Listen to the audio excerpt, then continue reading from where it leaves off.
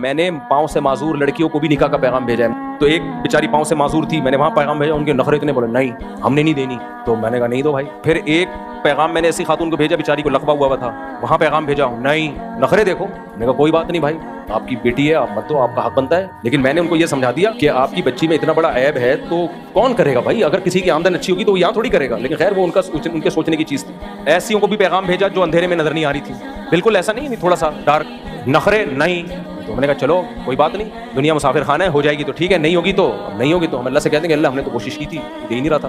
ایسی کو بھی پیغام بھیجا جو بہری تھی, بہری, اور جو بہری ہوتی ہیں بچپن سے گونگی بھی ہوتی ہیں, تو یہ بڑا ظرف چاہیے. میں نہیں اپنی تعریفیں کر رہا, لیکن ہم نے یہاں بھی, کیونکہ ہماری اوقات جو تنخواہ تھی الفلاحیہ مسجد کی اور جامعۃ الرشید کی وہ اتنی تھی, صحیح ہے نا, پہلی تو مل ہی جاتی ہے, دوسری تیسری میں پھر, لیکن وہ بھی نہیں مانی. اللہ کا شکر ہے پھر مل گئی, اور اسی غربت میں ہی ملی.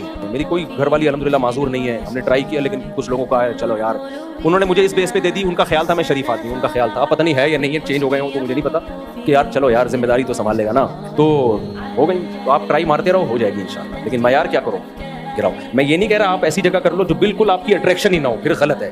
کچھ نہ کچھ آپ کو اس میں رغبت ہونی چاہیے. پرزے بے شک پورے نہ ہوں, اس پہ کمپرومائز کر سکتا ہے, لیکن اگر دل ہی نہیں اس کی طرف مائل ہے پھر مت کرو, کیونکہ پھر آدمی اس کو بیوی والی محبت دیتا نہیں ہے. تو اس لیے معیار گراؤ تو اللہ مدد کرے گا انشاءاللہ.